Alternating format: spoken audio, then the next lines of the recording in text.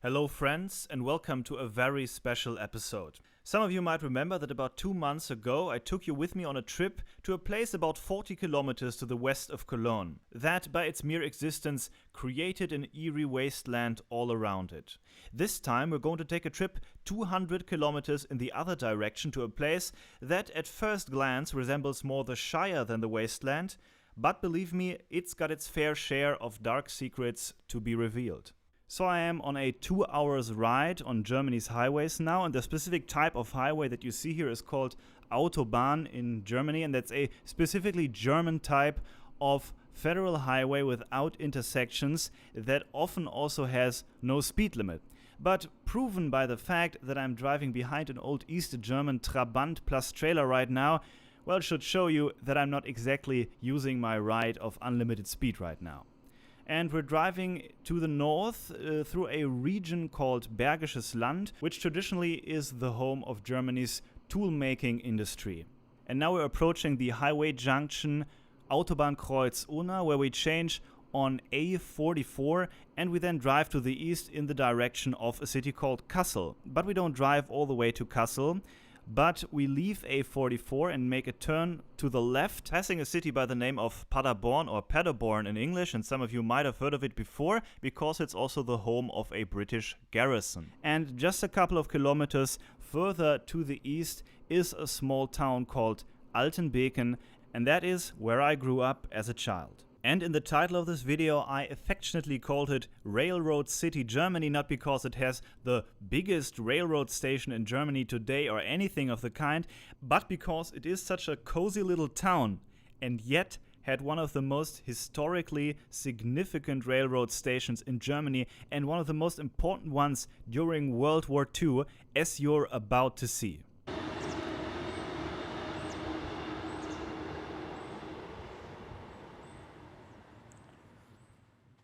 So we are still approaching Alton and haven't reached the boundaries of that actual township yet, but we are only about 4 or 5 kilometers away, and what you see here is a railroad limestone bridge called a Viaduct. And we here call this Der kleine Viadukt, the small viaduct, and it has 11 arches, and you can see that one of its columns is somehow patched with a concrete foot. And that is a remnant and a reminder of what happened here over 70 years ago in World War II, when Allied forces attacked the small viaduct in order to cut off an important supply line of black coal to the German industry and war machine. But the kind of destruction that happened here is actually nothing compared to what happened just a couple of kilometers down the road. So let me get back in the car and show you what I'm talking about.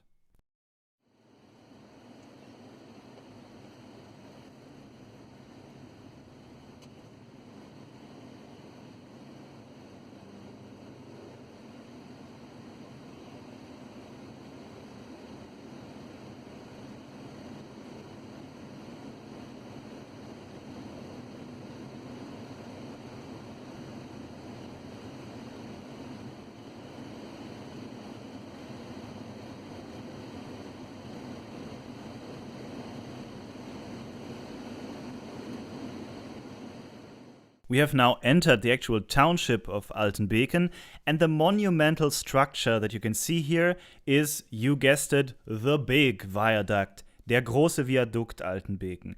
And with an overall length of 482 meters and its 24 gigantic arches, it is the longest limestone bridge in all of Europe. It was constructed in the years between 1851 and 53, and back in the day that was by the Prussians and the King of Prussia, as this was part of the province of Westphalia, which was part of Prussia. And it must have been one of the most expensive architectural feats back in the day, and the king is said to have stated that once he saw the completed bridge, he believed that it was made from pure gold because it was so expensive.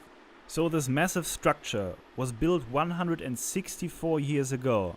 Yet still today, trains are crossing this valley by the minute. But of course there was a time when the normal flow of things was totally disrupted. And to delve a little deeper into that, let's go to that chapel over there. Do you see that thing in front of the chapel? When they put that there a couple of years ago, I first thought it was some kind of old bell or something. But when you come closer, you can see that it's actually a bomb. To be more precise, an American 1,000-pound bomb type GP1000LB or 1,000 pound. And this here actually serves as a monument to the victims of what happened here in 1944 and 1945. So let me explain.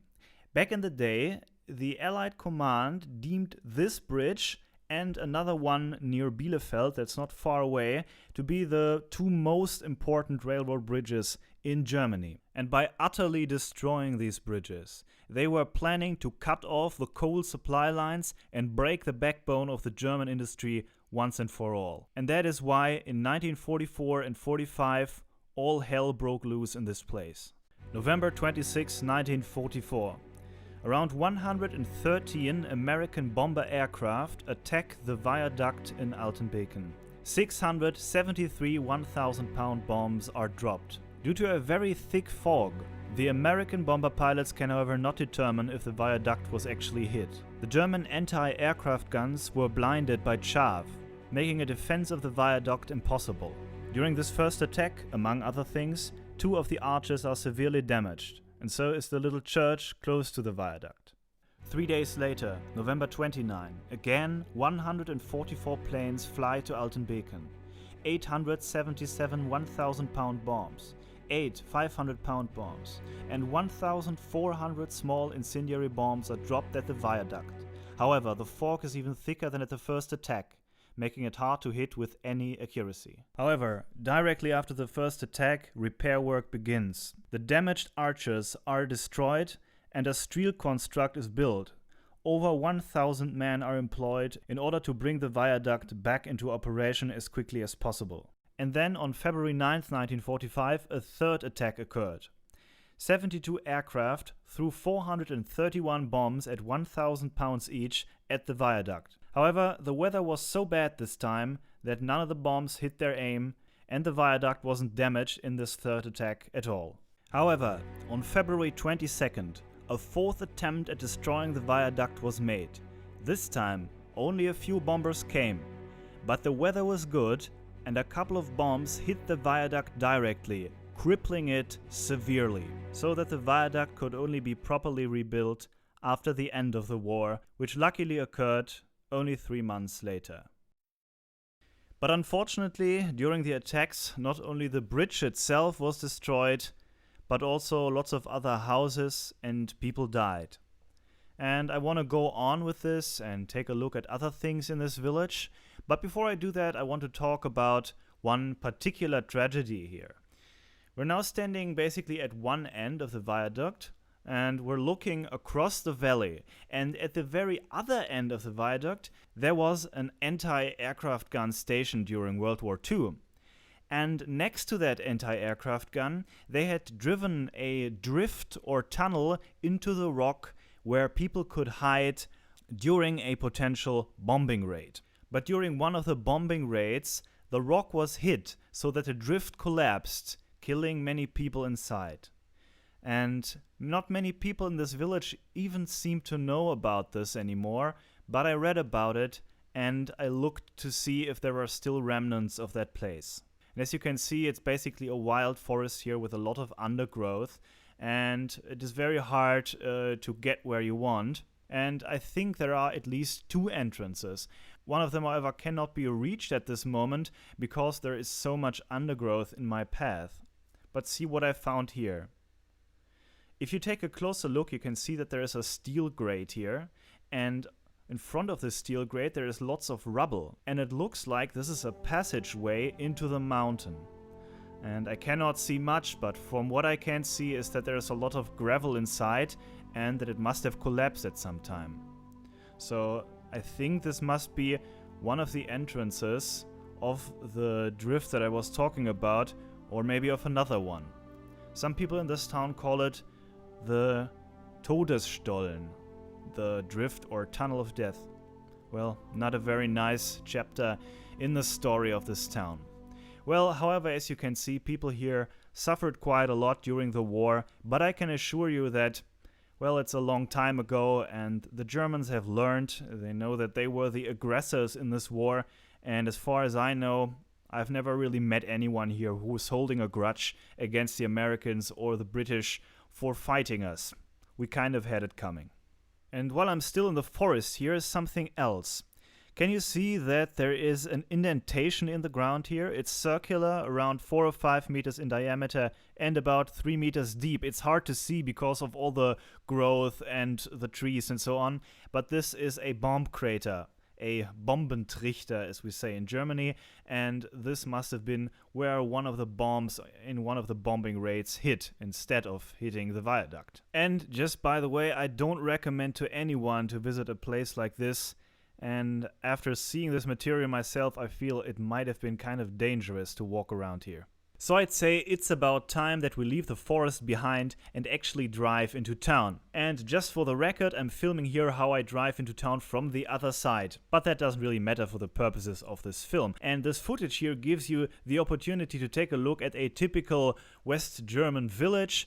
And you can see that most of the roofs here are red tile roofs, while in some other parts of Germany you might find predominantly black slate roofs, and that just depends on, for example, the natural availability of slate at the place where you live. Now, almost all of the houses in this town here are real brick and mortar houses and not built from wood. We just don't really do that in Germany. And, well, a lot of these houses wouldn't be older than 100 years or so, and that is because this village grew around the railroad station, which only came into existence in the middle of the 19th century and substantially grew in the 20th century. So, in other words, if you visit rural communities, even in this very part of Germany, you might find much older houses, much more timber framework and stuff like that, simply because these houses have been there even before the Industrial Revolution. Here, for example, you have some footage of a little city called Warburg, which is not far away from Altenbeken, but which has a much larger amount of historical architecture.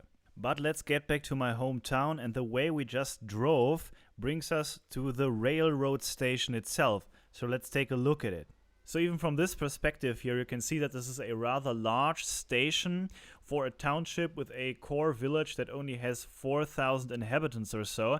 But it's very hard to film here without annoying people or infringing their personality rights. So let's get up onto a vantage point, film the station from afar, and take a look at the big picture.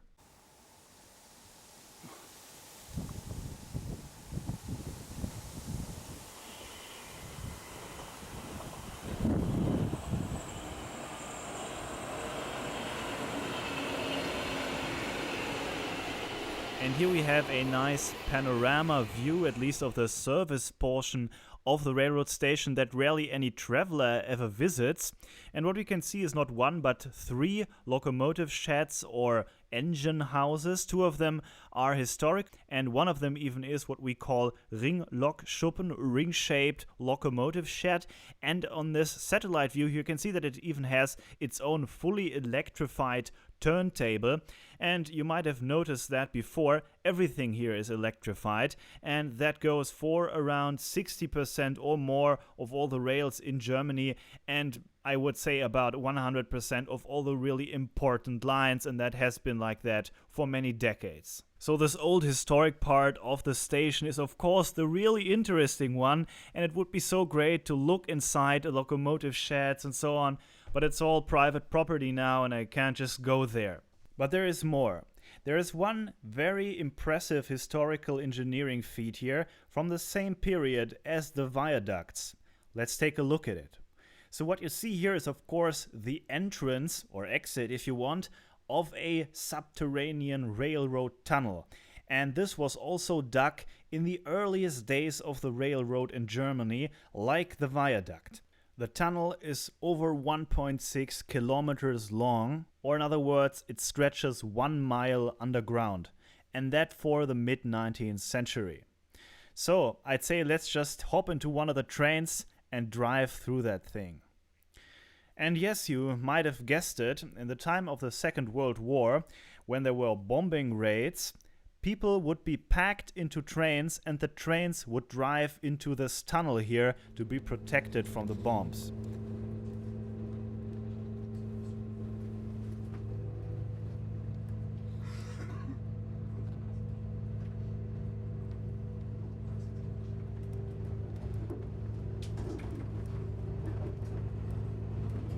And by the way, this mountain here is called Rehberg, and that means Deer Mountain, and this tunnel is called Rehbergtunnel, Deer Mountain Tunnel.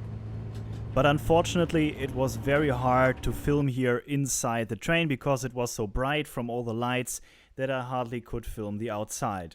And one of the closest stations to Altenbeken, which you can reach by riding a train through the tunnel, is Bad Driburg. And here we are, and even though Bad Driburg has actually a core population that is about 3 times that of Altenbeken, you can see that the railroad station is still much smaller, and this would be much more representative of a railroad station in a small town in this part of the world. And Bad Driburg is also a very interesting place, a lot to discover here, but that's maybe a topic for another episode. So let's take the train back to Altenbeken, since there is more that I have yet to show you.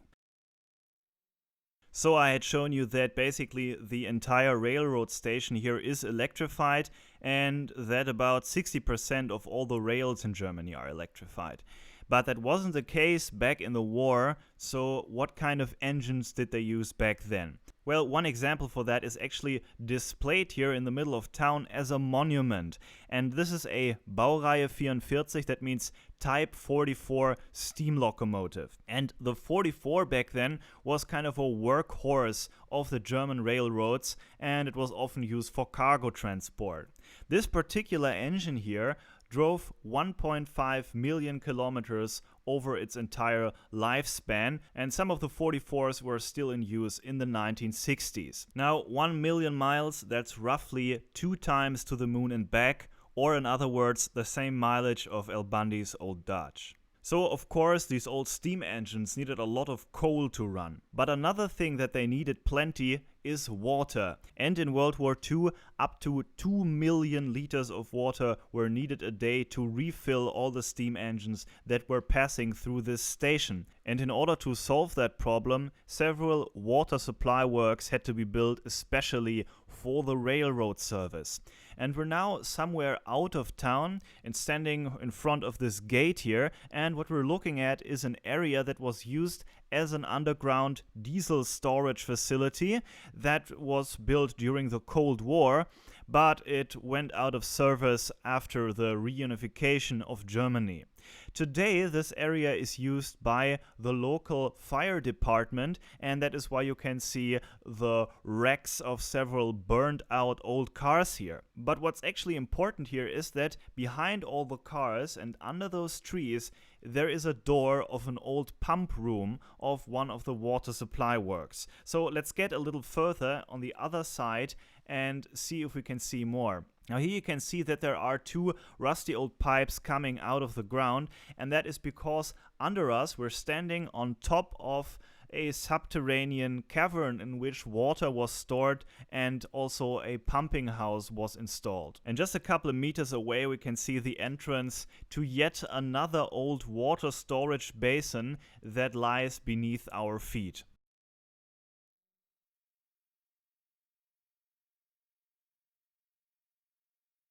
And just a short walk down the road, you will find a third building, another water supply works that a couple of years ago was a little bit restored on the outside. That's why it looks so much better than the other one.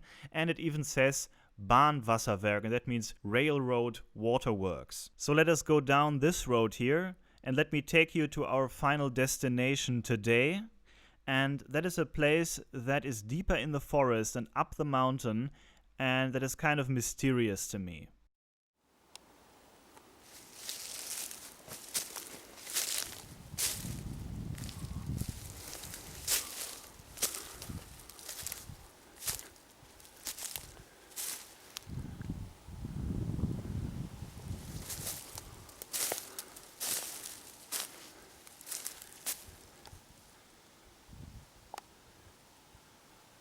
When I first came here a couple of years ago, I thought that this was some kind of old quarry. But on second thought, it doesn't really make sense because there is no road leading up here and the place is totally inaccessible and hidden. But it is not that far away from the railroad station. and if you would remove some of the trees, you had a totally clear field of vision from this mountainside over the entire village, or at least over the entire railroad station. And now I found that there is a concrete plate here with old rusty threaded rods coming out of it. And I could imagine that maybe here another anti-aircraft gun was stationed during World War II. It would have been covered by the rock from the back side, yet you would have clear vision over the entire railroad station. I think this would make sense for an anti-aircraft gun. What do you think?